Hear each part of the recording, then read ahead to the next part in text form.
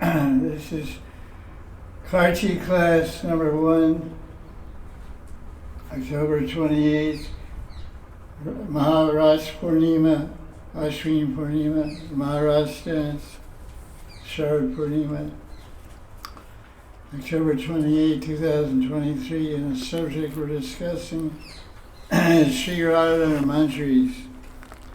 Continuing our classes on Radha Ras Sudhanidhi, which we started years ago, and we're going now back and finishing verses that we haven't finished. So this first verse that we're starting with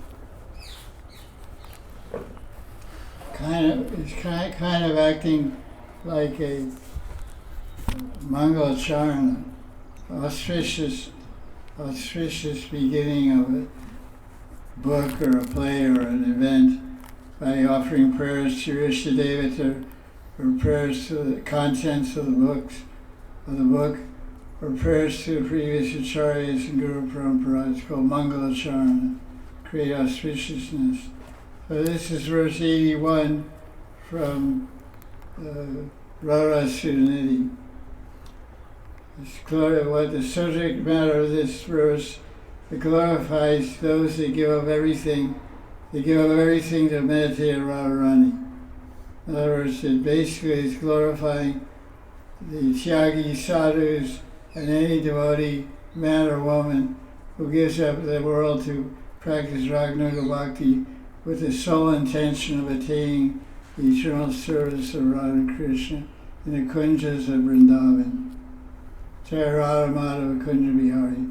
So it describes how they renounce everything, all karmas, varnashram, dharmas, all formalities, and it describes the form of Radharani. Because this is Radha Ras Sudhanidhi, so every verse is about Radharani and Krishna, Radharani and Manjaris, Radharani and Sakhis, Radharani and her bhaktas, and it's like this, how the book goes. Kaishora Bhuta Madhuri Bhara Durina Anga Chabim Radhikam Prema Lasa Bharadikam Niravadi Jayanti Yetad Diya Chakta Karmavir Atmaneva Bhagavad Dharme Apyao Nirmama Sarvascharya Gata Rasamayam Tevyo Mahadibyo Nama. Translation. The commentaries of this discussion of this class are coming from Sri Anantadas Babaji Maharaj, who is in Goloka Vrindavan now, but he left some wonderful books for everyone to cultivate their bhakti bhajan, like Radha Sudhanidhi. So, translations of Bengali to English are done by Sri Advaita Dasji from Holland. So the author, Shripad, in his sadhaka roop, is showing his humility towards the great saints and devotees. So I thought that was a good verse to start a class. We're going to discuss the glories of Radha and Krishna, so we need the mercy of our own individual gurus and our well-wishers and our individual Guru Paramparas and Parivars to understand this esoteric, most sublime subject of Radha Krishna's prema, Kali, and loving pastimes in Brajadam. I offer the author, Prabhodananda Saraswati, who from now on I will refer to as Shripad. He's called Shripad, or he's usually called Shripad, which means Shripad Prabhodananda Saraswati. But he's saying in sadhaka roop as a practitioner, not in a manjari roop or in Sakhi's roop, he's saying, offer my obeisance unto the great souls who even mentally, what to speak of physically, even mentally renounce all attachment to karma, fruit of activities, and regulated devotion to God, which means mundane rules and regulations of devotion which aren't essential to actual essence of bhakti. They renounce karma and formal devotion to dedicate themselves to the most astonishing goal. What is the most astonishing goal? Is to meditate on Sri Radhika. This is the sum and substance of Gaudiya Siddhanta, and sum and substance of the Gaudiya Sampradaya is a service for Radharani as performed by her Sakhis and maidservants, kinkaris, dasis, or manjaris. So then he says, who is this Radharani? So you're meditating on Radhika. So someone says, who is this Radharani? Oh, you don't know? Then he has these beautiful Sanskrit words to describe her. Radharani is a wonderful form of adolescent sweetness, means youthful sweetness, like a teenage girl. She's only 14 years old. So it's very a young girl, young woman, we can say. It's a wonderful form of adolescent sweetness, and his body is adorned with the pinnacle of ecstatic love. So I'm thinking, I had the idea to present this class, present the verse, and then go through the word for word roughly, and then discuss the Leela. There's a Leela described in the purport by Sri Anantadas Babaji. We'll talk about the Leela and discuss the particular points of Tattva after the Leela. So Tattva and Leela go together. So let's look at the first line. Line 1, the Sanskrit is describing Radharani's form. One interesting word in the Sanskrit here that's very common to the language of Prabhodananda Saraswati. Throughout this book, and Chaitanya Chandraya Natakam, and Ashcharya Prabandha, and all the different books he's compiled and written, he always talks about Jyoti this and Jyoti that, and Chabi and Chabin, Chabin, Chabim, Chabi. And so all these words, Jyoti, Chabi, they all mean light. They mean effulgent, radiant. So why is he so preoccupied with these words, Jyoti, Brahma Jyoti? Because he was an Advaitin follower of Advaitin, the impersonal school. He was converted to Gaudiya Vaishnava. He was converted to the personal conception of worshipping Bhagavan as a personality of Godhead by Chaitanya Mahaprabhu himself. There was Bhav and Kanti Radharani and Krishna Srupam when they met in Benares, which is called, I think, Allahabad now, Benares, or maybe it's called Benares, I don't know, Kashi Benares, anyway, Benares. They met there, and Lord Chaitanya preached to him. He told me he should study Vedanta Sutra, and don't dance in the streets and chant the Maha Mantra, and all these things. And at that meeting, Lord Chaitanya said, my Gurudev said I'm a fool. I can't study Vedanta. I should just chant and dance. So Lord Chaitanya is making a joke because he's a Digvijay Pandit. But anyway, what happened by the association of Chaitanya Mahaprabhu, Prabhodananda Saraswati got converted from the impersonal Advaitin view to the Dvaitin view to the personal conception of Krishna as Krishna in Vrindavan. And he moved to Vrindavan and established a Vajran Kutir in Kaliya Daha, where Krishna killed the Kaliya demon. And he left his body in that Kutir also. So because he was meditating his whole life, he was a guru of Advaitin Siddhanta, he was very much attached to Brahma Jyoti, the effulgence of Brahman, the effulgence surrounding the body of Vasudeva, Narayan, Vishnu, whatever. So because if you compare Prabhodananda Saraswati's Rasic books with Raghunath Das Rasic books, or Rupa Goswami, especially, or Jiva Goswami, they hardly ever use the word Jyoti or Chabi. And this one verse says, Chabi once. Well, there's another verse we'll read. Use the word Chabi, which means effulgence, means Jyoti, means light. Use it 4 times in one verse. So it's interesting to note how our different conditioning, philosophical conditioning or material conditioning, affects the way we write and affects the way we speak. Because that's one thing I often say when you read a Shastra, you should be careful, you should understand who the author is. In other words, where is the author coming from? What is his guru line? What Siddhanta does he represent? Okay, he's translating a major work of the six Goswamis, but is he going to inject some of the philosophy or Siddhanta or wrong conceptions that he's learned in his own parivar or learned in his own branch of Gaudiya Vaishnavas into his translations? And invariably, if you're a sharp reader and know the type of Siddhanta, you'll find many slips in the translations. So that's why it's very important to read translations by a reliable Gaudiya Vaishnava who's also a scholar. I mean, one of the most famous scholars here in Vrindavan, contemporary Vrindavan today, is Satyanarayana Das Babaji from Jiva Institute. So I had 3 editions of Sandarbhas translated by different disciples of Prabhupada, or 4 different disciples of Prabhupada, 4 different editions of Sandarbhas, and they can't match the one that's done by Satyanarayana in terms of expertise or accuracy or Siddhanta. So I read the other ones, and then I read this, I said, wow, I got a different book here. So that's just a side point to keep in mind. Because when you're reading someone, you're assuming that's what association means. And as Bhakti-Yoga Sindhu describes association, it's like a crystal next to a colored object. Crystal, clear glass, cut the crystal is type of a mineral called crystal, and they cut it and make shapes out of it. So it has a red object to it.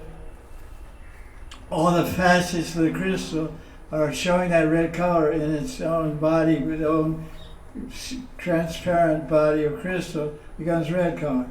So when you read someone's books, you take on their qualities and their bhav by osmosis, by sangha.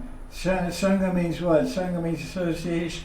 Sangha means mixing your mind with the mind of another person, mixing your body with another body, mixing your conceptions, mixing your heart, mixing your emotions.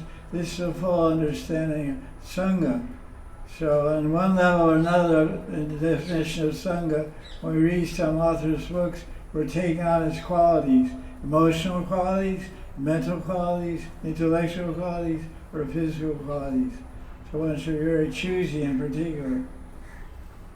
And always try to read those Goswami books and with the commentaries of acharyas. Just translations are not very useful. Some good is there, obviously, but it's like when you get a book without commentaries, it's like 10% of understanding the book. You get all the commentaries, it's 50%.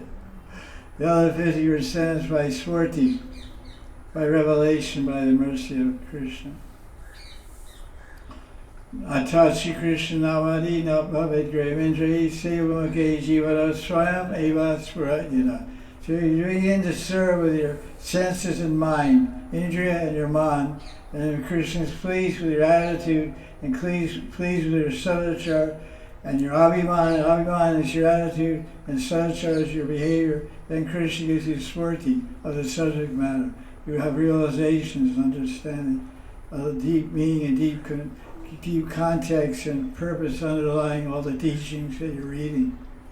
So the first line describes Radharani, Kaishar Bhuta Madhuri Bhara Durina.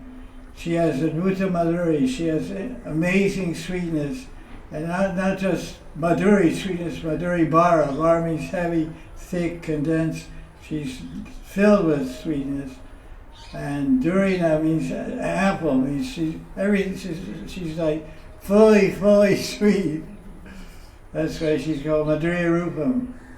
And she's Kaishar, she's a young teenage girl.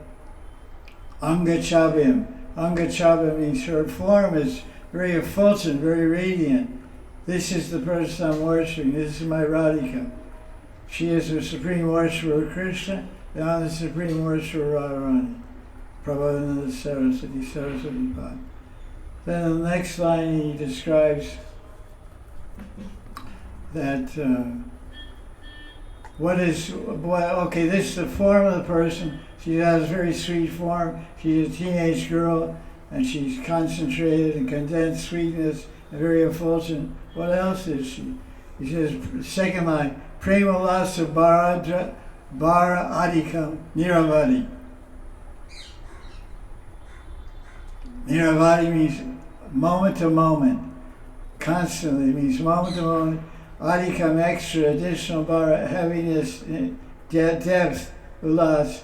Its translation says, she's a wonderful form, the pinnacle of ecstatic love. She's concentrated, joyful, concentrated, heavily full of joyful prema for Krishna. This is the person to worship. Because by the mercy of Radharani, we can also get praying for Krishna. And it says, Dhyayanti ye tad diya. That personality, that object of meditation, I meditate on her. So who's doing this? These persons described here. Tyakta karmavir atmaneva bhagavad dharma o nirmama. Nirmama means, it's a description of a type of a sadhu called nirmama sadhu. Nirmama means nothing is mine. They're called this called niskinchan. Kinchan means a little bit of attachment, a little bit of materiality in the ego or in the mind or in the senses is not there. It's nish, not nishka, kinchan. Kinchan means teeny bit, kinchan. Not even a little bit is attachment to this material world, is in the heart and mind of the saintly devotees.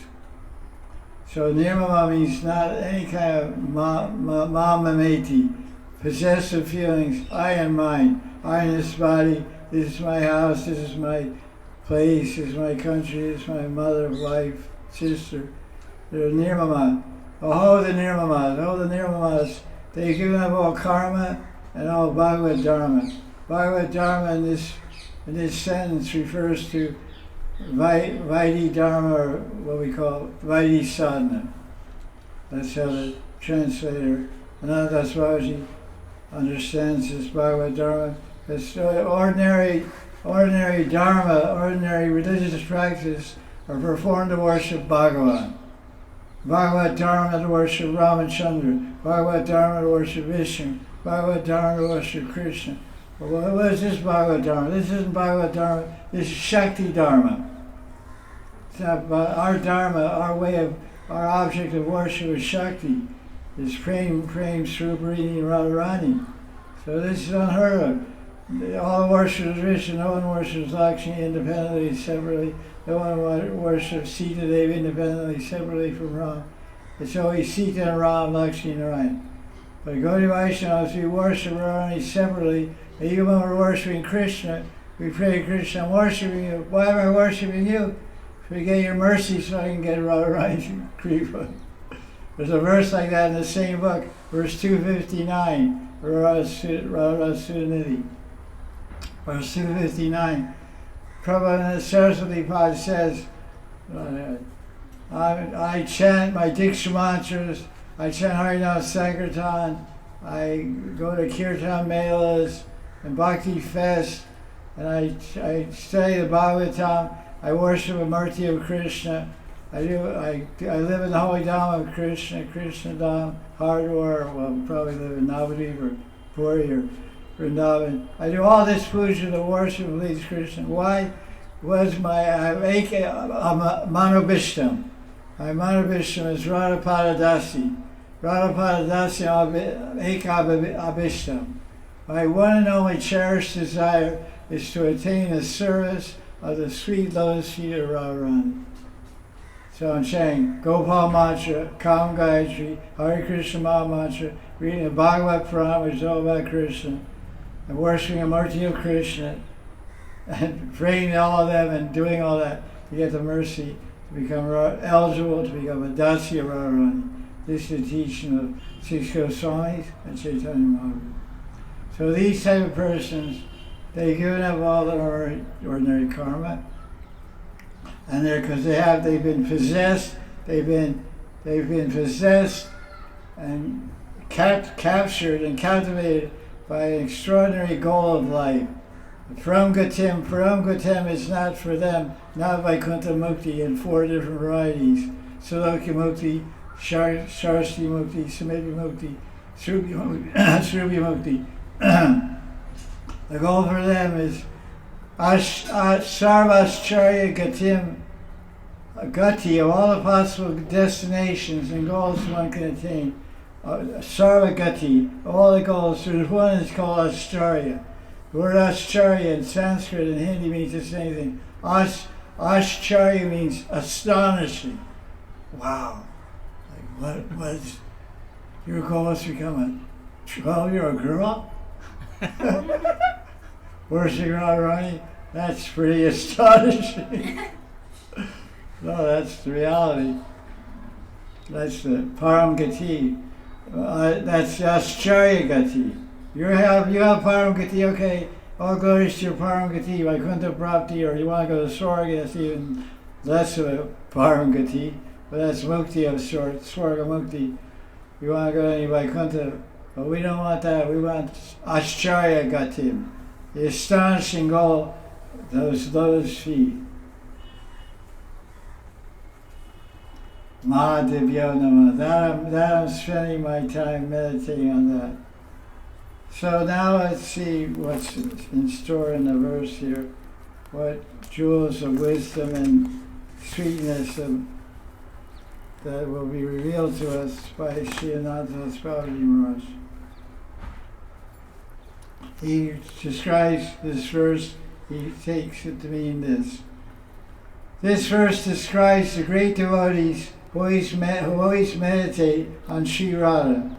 The word dhyan, because dhyanti, dhya means the object of meditation, and dhyanti means the practice of meditation. Dhyanti ye tadya, that person, that Radhika, I meditate. She's the object of meditation, and I'm meditating on her. And dhyanti means without any cessation, without end. I'm meditating 24 hours a day on that Radharani. Dhyanti. So he says, the word dhyan means the third stage of meditation, according to Jiva Goswami in Sandarbhas, which is called dhyan.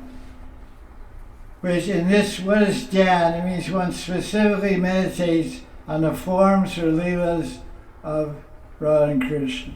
Visheshato Rup Adi Chintana Dhyanam. Rupa Goswami calls dhyan, he defines dhyan as constant meditation on the forms, qualities, and pastimes and seva of Radha and Krishna. Actually, in Bhakti Sandarbha, Jiva Goswami, it's a very interesting progression he includes in his meditation. He said when chanting japa, he describes in Anuchet 256, the sequence, the nam krama, the sequence of stages one passes through a nam.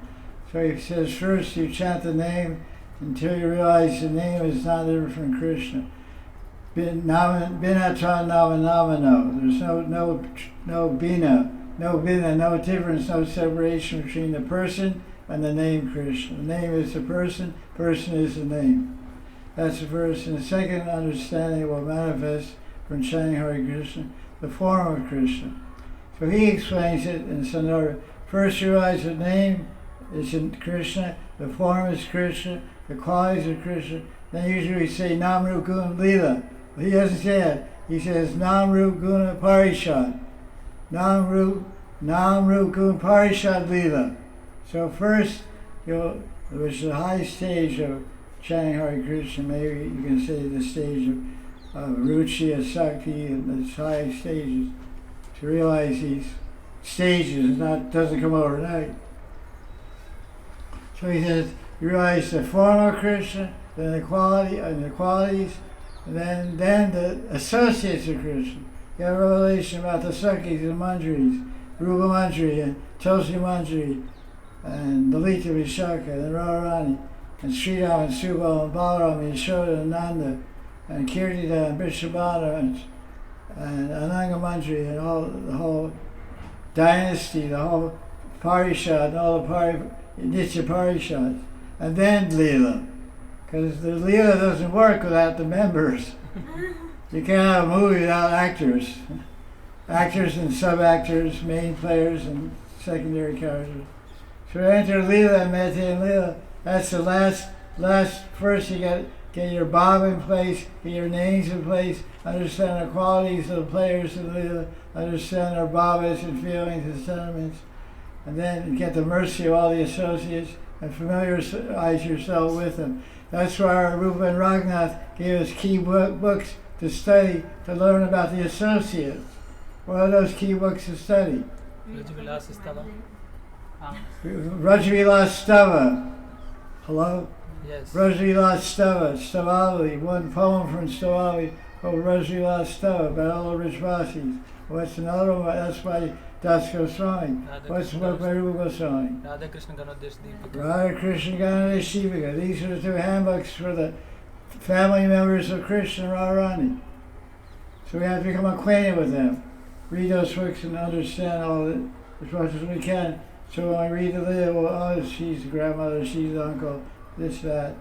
She's like this, she wears a dress like this, she has complexion like this. It becomes more and more absorbing. Depends on how much you're absorbed.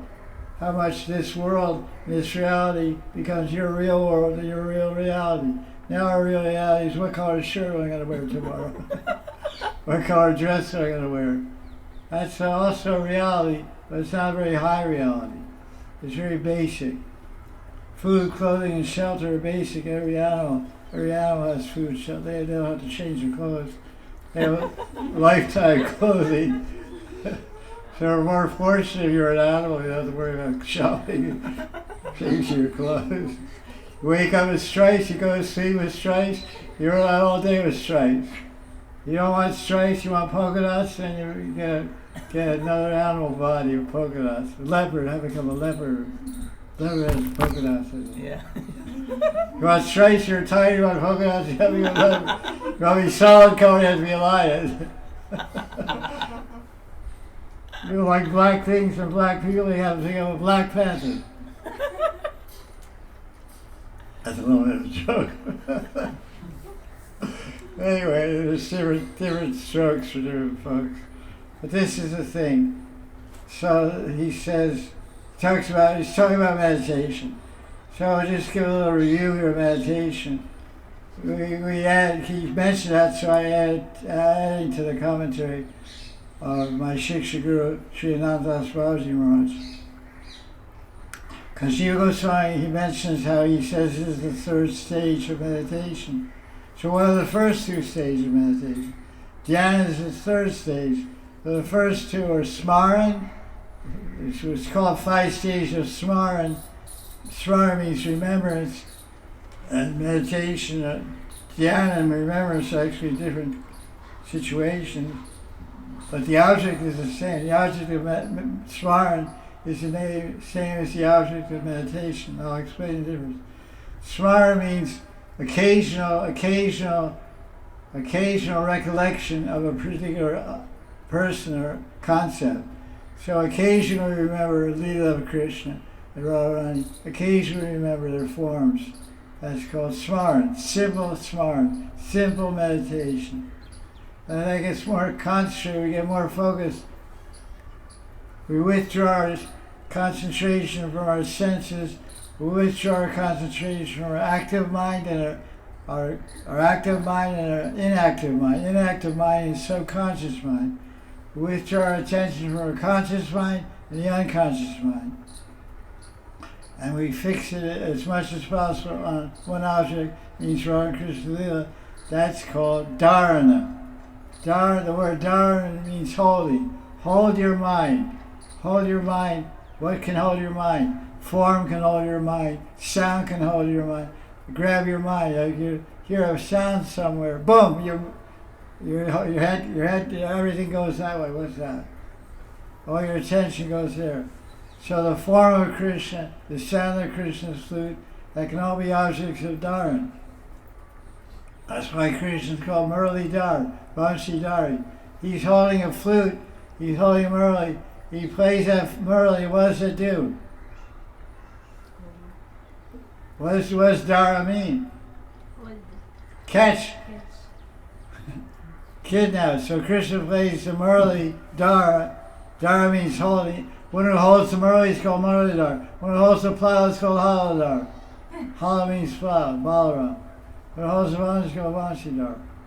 One who holds the chakra is called Chakradari. Chakradari. So when Krishna plays, it means two things. The word Dara means holding, and Dara means river. Prem Dara. Prem Dara, some disciple of Radha Ras Sudhanidhi named Prem Dara. She's from Delhi. She's a very good devotee. I think she's a guru also. I think so. Very good devotee. Prem Dara. So that means a river of Prem, stream of Prem, Dara. So that's the second stage of meditation. Third stage is Dhyan, which is what these detached, absorbed devotees are doing Dhyan. They're on the third stage of meditation. They're doing Dhyan of Madhuri Bara, Adbhuta Kishori, Madhuri Bara Durina. They're meditating with, it says here, special meditation on the forms, continuous attention with very little distraction, no distraction, is called Dhyan. The fourth stage is called Dhruva Anusmriti. Dhruva means very strong. The word Dhruva, there's a boy named Dhruva. Dhruva means very fixed. You can't move. Dhruva, you can't move. First is Dhruva, you can't move. Like Bruce Lee or something. You can't move. Everybody moves, but he doesn't move. He moves everybody. So Dhruva is like that. He moves everybody. Dhruva is such a boy, 5-year-old boy. He moves the whole universe. Whole universe is moved. He didn't move anywhere, but his control, he inhaled his breath. He took all the breath from the universe, and nobody could breathe. Indra, Brahma, Shiva, nobody could breathe. They said, we can't breathe. The guy he's doing pranayama. He's taking all the oxygen in the universe. This can't. So Vishnu said, come on, let loose, man. Exhale. So he exhaled, and they got to breathe again. So he didn't want anybody to move. He's Dhruva, nobody moves. I'm not moving, you guys don't move. So I get my sankalpa fulfilled. I have a sankalpa. I want to teach my father a lesson. Don't throw me off your lap, I'm a Kshatriya also. Don't mess with me, I'm a prince. I'm 5 years old. He was 5 years old, he had but a 50-year-old ego. He had the ego of a 50-year-old king. Hey, don't mess with me. Because his stepbrother was occupying the throne with his stepmother, Suruchi. She had a better taste than his mother. His mother is Suniti. Suniti means good girl. His first wife was Suniti, means well-behaved. Niti means behavior. Niti Shastra, codes of behavior. So she has very good behavior. She didn't look so sweet. So kings have roving senses, they're a little chanchal. Okay, they're never satisfied with one queen or two or three or four or 5, 50. They always go back and get another one next door. So this is Dhruva Anusmriti, means like a steady stream of oil. You have a bottle, pour oil, it doesn't break, it just keeps going and flowing. So ongoing meditation. It's like a Ganga, it's compared to Ganga. The Ganga never stops. It's moving quite fast and quite quickly, going to Ganga Sagar, the ocean. And the last stage is Samadhi. Samadhi for us is to have darshan of Radha and Krishna. So then, to support this idea of meditation, Nadadas quotes different verses from the Shastra. Bhakti Rasamrita Sindhu 1:2-178. Dhyanam Rupa Guna Krita Svade Sustur Chintami. That he says dhyan is constant meditation on a form, guna qualities. Krita means lila, and seva Sustu Chintamani. Chitta means thinking, also meditation. Sustu means no break. Narottam Das Thakur explains in Prema Bhakti Chandrika. These are core books for Gaudiya Vaishnava. You read the books of Nanthadas, Babaji Maharaj. When he quotes Siddhanta Tava Siddhanta, he always quotes Sandarbhas, he always quotes Bhakti Ras Sudhanidhi, Ujjalanamani, and Prema Bhakti Chandrika. These are the main sources he quotes, and of course Bhagavatam and Gita goes without saying. But outside Gita, Bhagavatam, which are Prasthana Traya, they're one of the three most important books, he always quotes the Goswami books, Narottam Das Thakur Mahashaya Prema Bhakti Chandrika, Rupa Goswami, Bhakti Risha Sindhu, Ujjalanamani, Vishnu Chakravarti,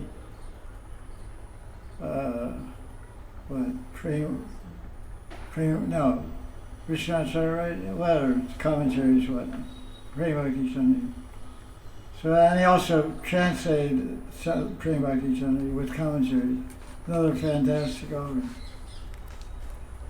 So he's talking about these great devotees that have tyaktya, they renounce giving up karma and Bhagavad Dharma to worship Radharani, because what are they following? What are they pursuing? They're pursuing Uttam Bhakti. What is Uttam Bhakti? Uttam Bhakti personified is Srimati Radharani. She's a form of Uttam Bhakti. Uttam Bhakti means Prema Bhakti. Uttam Bhakti means Mahabhava Radharani. So now, Anantas in his presentation, commentary on his verse, he quotes the definition of Uttam Bhakti by Rupa Goswami in the Mangal Charan of Bhakti Rasvita Sindhu. First wave, chapter 1, verse 11. Krishna Vishnu Bhakti Uttam. So this Bhakti, Uttam Bhakti is, as he translates, or as Advaita translates, his highest devotion, topmost devotion, which is favorable and pleasing to Krishna, and is devoid, it is completely empty and free from any desire for fruitive activity or empirical knowledge, which means gyan, material gyan. Bhakti gyan is a different category of knowledge than gyan of gyan yoga or gyan marg. And now he let's see. Okay. Now he quotes Jiva Goswami's commentary on this Nectar of Ocean Bhakti Sindhu. This verse about definition of pure bhakti. The word karma here refers to fruitive activities described in Sriti Shastra, because Sriti Shastra are full of what they call Dharma Shastra. Dharma Shastras describe different rules and regulations to on this day, this month, you do this puja to this deva, you do this puja to that deva. That's called Dharma Shastra. So Krishna, what does Krishna say about Dharma Shastra in Gita?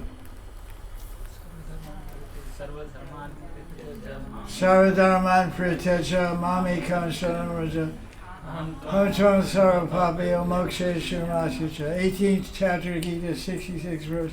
He says, Dharma Shastra, Sriti Shastra, there's no need for those. Just surrender to me, don't be afraid.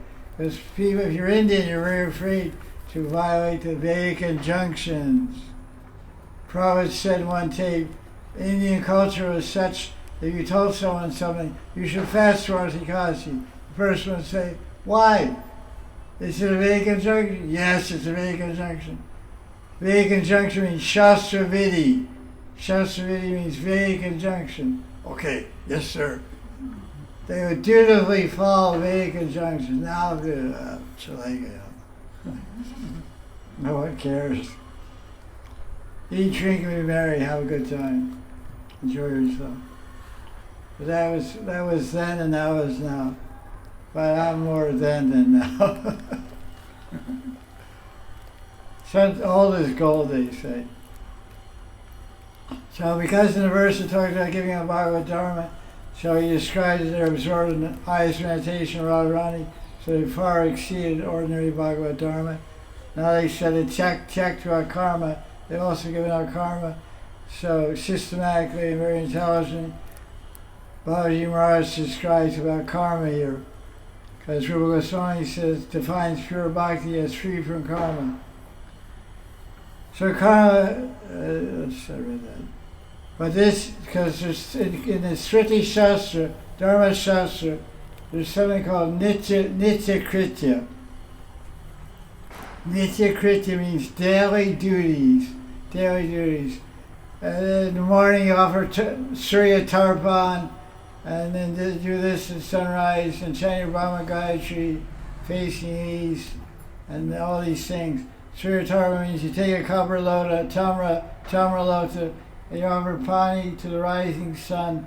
That's called Tarpan, Surya Tarpan. That's a vidhi in the Sriti Shastra. It's a rule that Kshatriyas, Brahmins, and Vaishyas are supposed to do, and you'll see they'll do it also in holy places. If they bathe in the river, even I've seen people in the ocean in Puri doing that. You go to the ocean, it's called Tirtha Samudra. Samudra is also holy Tirtha, because Ramchandra went through the ocean, and Gauranga bathed in the Ganga goes to the ocean, and Krishna bathed in Yamuna goes in the ocean. And Matsya swam around the ocean. Matsyavatara swam around there. Hey, some other universe also.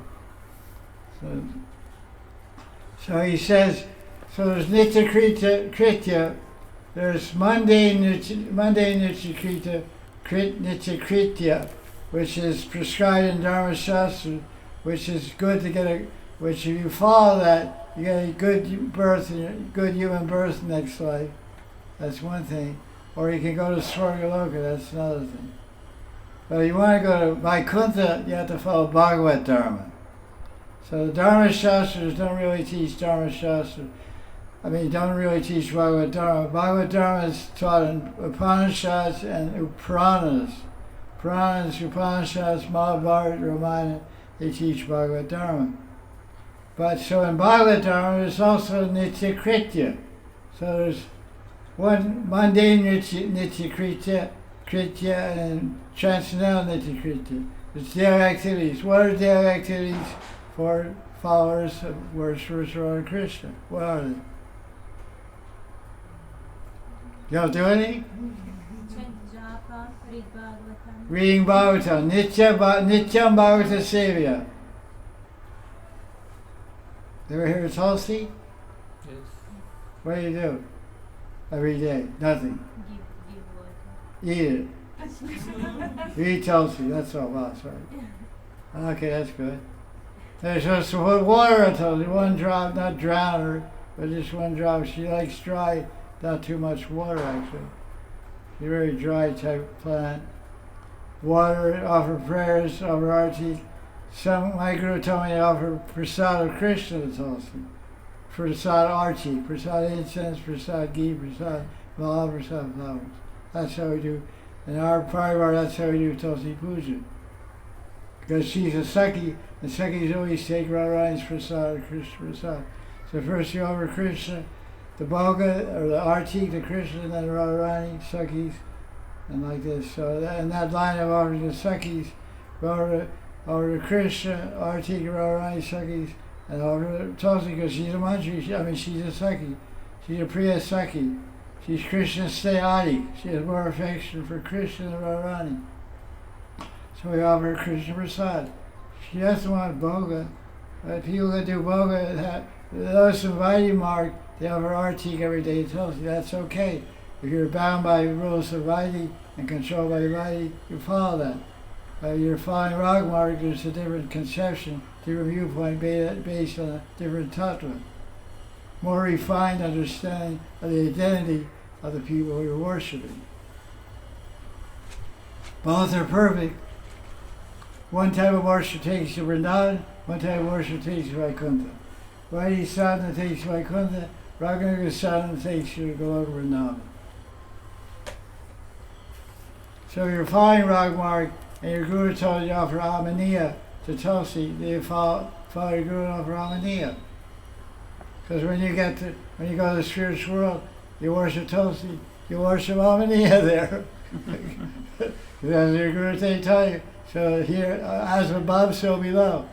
So when we get to the spiritual world, I have my own spiritual world, you have your own spiritual world. My spiritual world over Prasad. So it's a win-win situation. There's not one spiritual world. There's one spiritual world for every liberated soul. How do you like that now? Now stretch your brain around that one. There's billions of Golok Vrindavans, billions of Gokuls, billions of Varsanas, billions of Nandagons.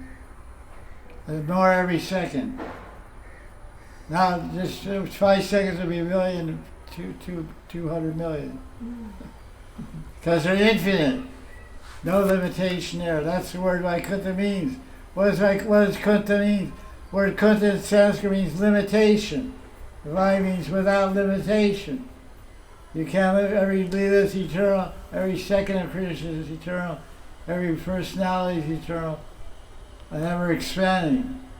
That's why it's Adbhuta Tattva. In the beginning of Sundara Jiva Goswami says, unless one can accept the Adbhuta Shakti of Bhagavan, the amazing power of Bhagavan, he won't advance in Bhakti Bhajan. Vishnu can put an elephant, take an elephant and put it through the eye of a needle. Got a needle, a little hole in the needle, it's called eye of the needle. Hole. And Krishna take an elephant. Yeah, why not? You don't think so? No, it's impossible. Elephant's too fat. Too big, the needle's too small. Okay. Take a walk. Grass is greener on the other side. But. So even in Ragmarg, Vishnu Chakravarti explains in Ragmarg and Chandrika, part 1, verse 11, we don't give up these items of picking flowers, stringing flower malas, and reading Bhagavatam, etc. They follow even the path of Ragmarg. Hearing Archan, Takarji Puja, hearing Bhagavatam, chanting mantra, chanting Diksha mantra is all followed by followers of Adimarga and Ragmarg. Without following the proper process of hearing, chanting, and Archan Puja, one can't perfectly follow the residents of Vrindavan. The gopis over Artik every day. Lita offers Artik every day to Radharani. Sakhi Artik. Yeshwara offers Artik every day to Krishna. Rohini offers Artik every day to Balaram. So there's no problem. They have Tulsi there, everything's there. So this, I made some comment here, because this whole discussion we've been hearing, they're giving up Bhagavad Dharma, giving up different types of karma. Anyabilash karma, jnana karmadi and avritam. Avrita means covering. Anavritam means without cover, without the distortion, without the obfuscation, without the covering or distortion of karma or gyan. Pure bhakti is free from that. So he's talking about it's free from karma because the verse says, Tyaktya karma bhagavad dharma. Tyaktya karma, tyaktya bhagavad dharma. So now Babaji has really nicely described what that means. So taking that in mind, I was reminded of some famous verses that we're all familiar with. The six Goswami Astakam describes 6 Goswamis. They were very wealthy ministers in the Mohammedan government, and they gave up everything to worship Radharani and Krishna in the form of Chaitanya Mahaprabhu. Tyaktva Turam Ashesha Mandalapati. Mandalapati, Pati means controller, rulers, all the circle of powerful people. The circle of powerful people, they gave it all up. Tyaktva. Chakra Turma Sheshmadapati, Shenim Sada Tuchavat. Tuchavat, insignificant. Tuchavat means insignificant. So what's another verse that describes? That's on the low end of Sadhaka. It shows tyag or detachment in the Sadhaka as a practitioner. So Goswami's that verse is describing their life as a sadhaka. So what's the verse from the Bhagavatam that describes Nitya Siddha's renunciation?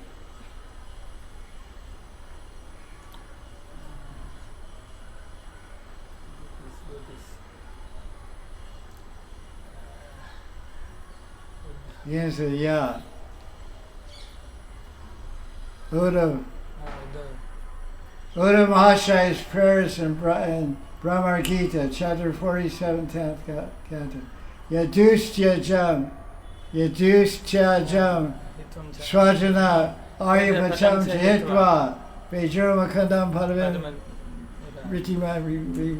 Shruti.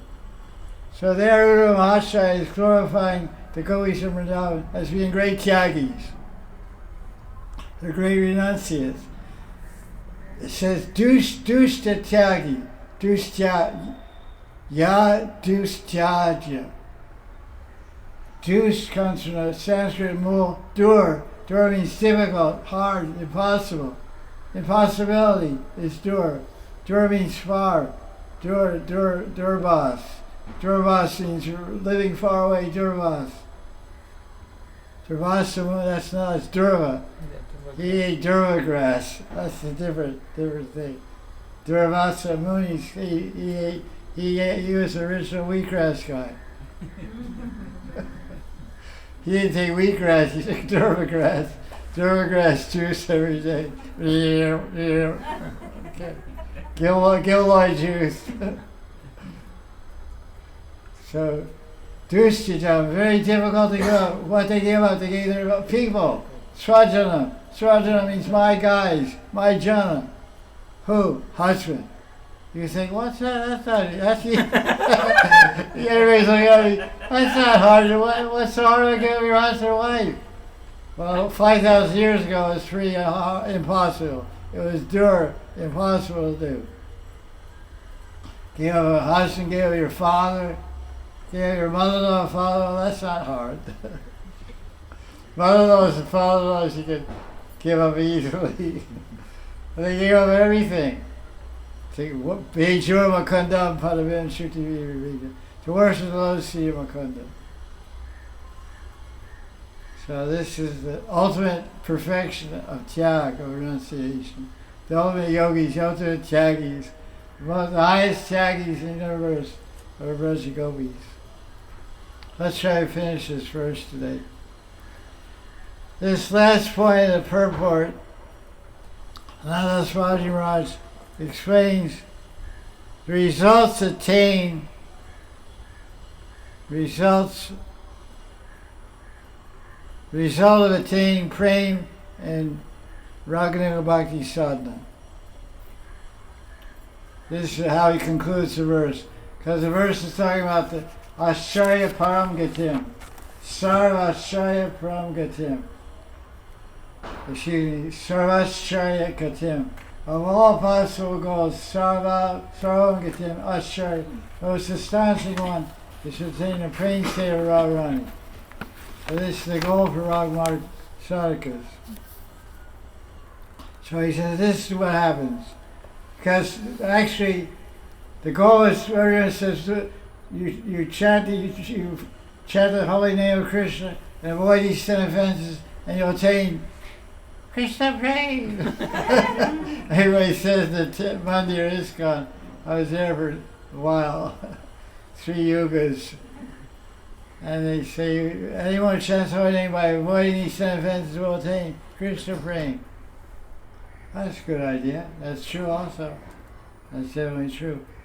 So, he's saying what is the result? So to attain that Krishna prema, there's 16 steps to get the prema. What is the ultimate Krishna prema? Mahabhav. What's the first? That's the 16th level of prema is Mahabhav. What's the first level of prema? Shraddha. Ado Shraddha. Faith. Sudrida Vishwas. Chaitanya Charitamrita says, Sudrida Vishwas. Very firm, Sudrid, very unbreakable, like a laser beam. You can't break the flow of a laser beam, laser light. It's like an arrow. So Sudrida Vishwas, unbreakable faith in something sublime. This is Vishwas. That's the first step. Shraddha. And then Sadhusanga. Sadhusanga means what? First you have to have, because what does Shraddha define as? Shraddha means love and trust. So the first type of love is love in the form of Shraddha. The second type of love is love in the form of Sadhusanga. You have to love your Guru, you have to love the sadhus. Hari Guru Vaishnava Seva, praying Seva. You have to learn the testing ground for love of Krishna is with the sadhus, with the Guru. You can't love the Guru, you can't love the saints and Vaishnavas. Good luck. Good luck loving Krishna. No chance. So then it goes on like that. So Nandas explains. Although a devotee gradually develops a strong desire for the direct service around Krishna after one attains prema, but even after prema there's more higher levels of love. What are the higher levels of love? Sneha, Man, Pranaya, Rag, Anurag, Bhav, Mahabhav. It goes on like that. So these are higher levels. So in order, but in this sadhaka deha, in this sadhaka group, we can't attain these levels. Because we can't contain the ecstasy and the transformation and the weight and power of those experiences of love. We'll blow up. We'll die. That's what it's described. But at this time, when one comes to the level of praying, Krishna, at least one time, like Narada Muni, in first canto of Bhagavatam, chapter 6, verse 28, Vishnu gave one sakshat darshan to Narada Muni. So Krishna will show the Raghunaga Sadhaka, out of his mercy, one darshan, either sakshat darshan directly or in a svapna dristi, see in a dream. Then the devotee will give up his material body like Dhruva Maharaj gave up his Panchabhotika Deha. He silently dropped his material body and Vishnu from the spiritual world was Siddhadeha. Bhagavatanam. Bhagavatanam means the Parsha Deha, spiritual Siddhadeha from Vaikuntha, was given to Narada Muni directly at the time of death. So Krishna arranges. So when the devotee dies and leaves his or her body, Yogamaya will arrange for the devotee to take birth in earthly Vrindavan, where Krishna plays his manifest pastimes at that time. Prakat Lila. Only in that body, that spiritual body, born and appearing in Bhava Vrindavan, can experience and contain and relish the higher sentiments of Sneha, Mahapraya, etc. So this interesting point. Most contemporary acharyas and most Prayaras ascribe to what we call stopover theory, because this is brought out in the writings of Vishwanath Chakravarti, which were written about 1750, 150 years after Six Goswamis. Vishwanath wrote his commentaries in his books. So there he describes the stopover theory. After you attain prema, you go to a material universe and take birth from Uma Gopi and meet the Nitya Parishads of Krishna and Krishna's manifest leelas. Krishna will be there in some universe with Lalita Vishakarani Rupa Rati Manjari. And get trained by them and get education, get training of prema. Just like Krishna got training in prema from Radharani and Gaur Leela. He got training in prema in the Gambhira from Lalita and Vishaka. He got training in the Tota Bagicha, Tota Gopinath Bagicha. He got training by Radharani and Skadara Pandit. Trained him in the different ideas, different conceptions and levels of prema, sneha, mahaprabhu, by teaching Bhagavatam. So that's what he said, what the Natas Babaji Maharaj says, my Guru Maharaj says the same thing. But it's also pointed out to me by my teacher that the Goswamis teach the direct route. You read the Goswami writings, Rupa Sanat, etc., 6 Goswamis, they don't describe the stopover theory. They say you attain prema in the stock group, you die, you go straight to Krishna. So, this is told in their books, but Vishnacharya is very powerful Vishnacharya. So most of the Parivars and most Gaudiya Vaishnavacharyas, not all, but most Gaudiya Vaishnavacharyas have accepted and adopted this conception of Vishnu and preached that to their disciples.